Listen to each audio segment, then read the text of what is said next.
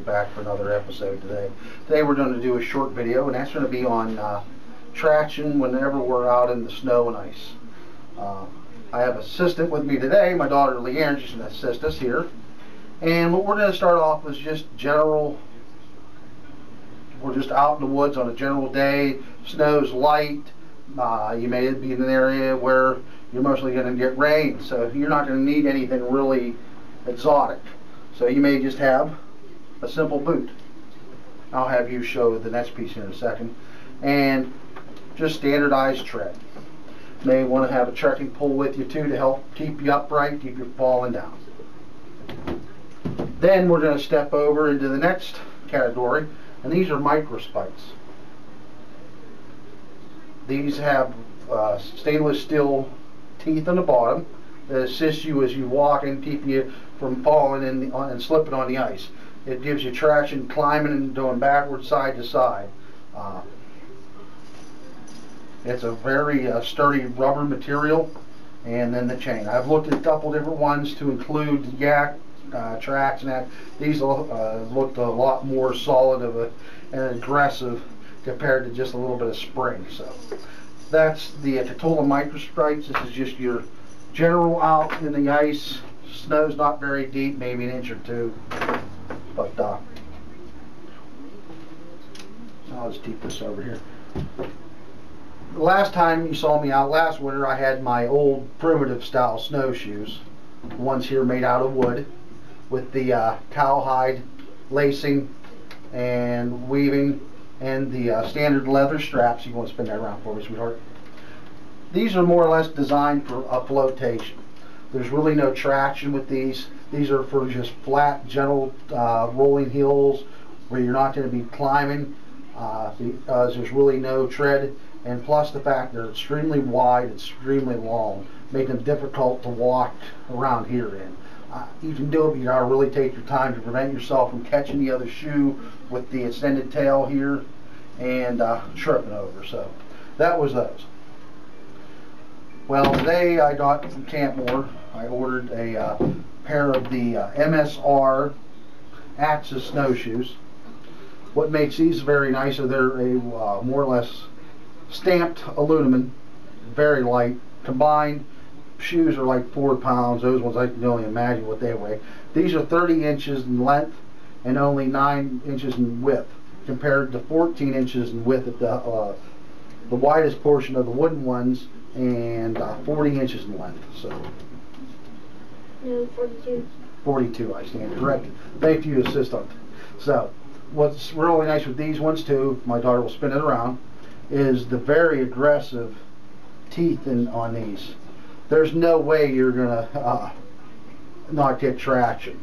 It's going to help you on if you're on your side compared to a normal tubular design, and you're going to have excellent traction going forwards to help you from going back. Also, you have the crampon right here that's pivoting, as she's showing you. That reminds me here, the pivoting points is pinned compared to the tubular styles you see a lot of times. It's just on a piece of rubber and it just flexes, which is going to have a better chance of failure, in my opinion. These are the first modern shoes I've owned, so I really don't want to comment too much, but this is just what I'm looking at right now. What also a nice feature of these shoes is the Televator in the back. This gives you an opportunity when you're walking up a grade, whenever your foot comes down, you're not coming all the way down and putting unneeded strain on your heel, on your ankle and heel. Another nice feature with these, and these with the Axis, is this little device here. You pull on the cordage, and you can actually rotate the portion that supports your foot, and that adjusts your gait so you're not walking in a pigeon-toed manner. These also have the speed strapping. My daughter was able to get that one undone quicker, so we'll just use this one as an example. And what's nice about these is you go ahead and leave that one close on because that's the one that's already adjusted.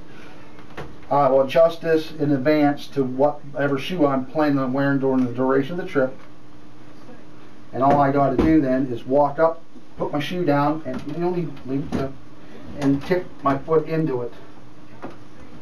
And I'm already set to go. All I got to do then is come from behind,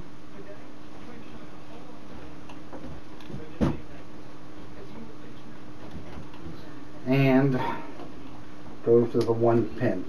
For added support if needed, they do come with an extra piece here.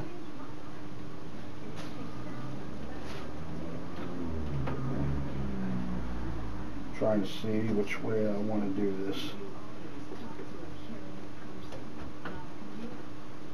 Thank you.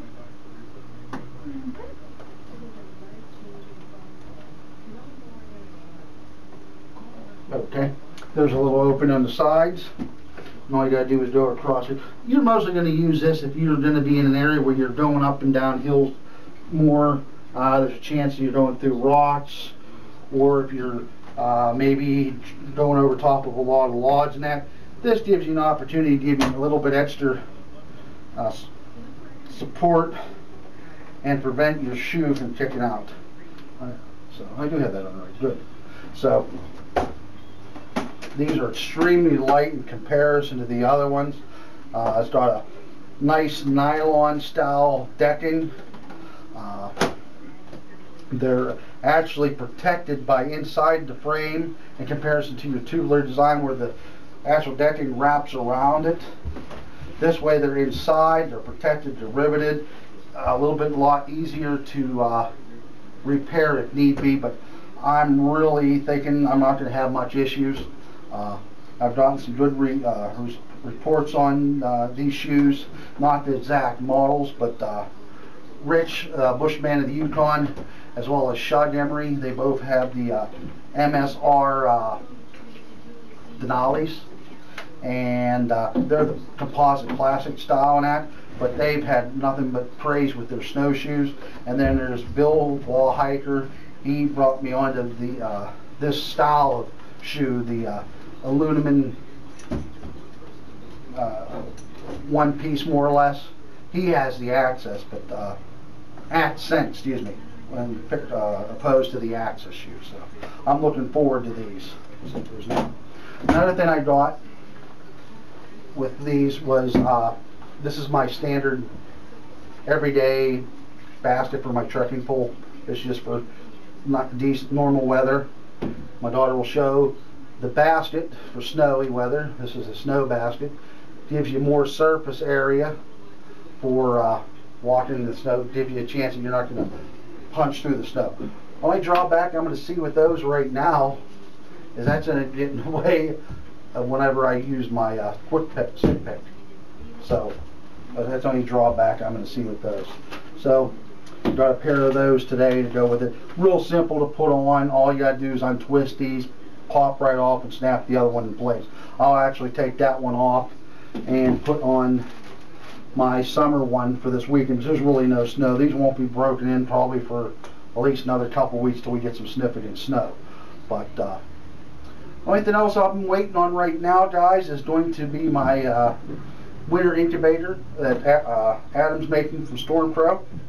And then if I can, I want to get another pair of winter boots and maybe try to get a pulp sled in time for the February hang as well, if possible. I know I got to get a few other little odds and ends of clothing. First I want to get some heavier wool socks, a new baklava and face mask, and another tassel hat. So, but that's what I'll be getting there. So, all right, guys. I hope to get out this weekend and maybe at least do a little bit of a bush craft style video for you guys.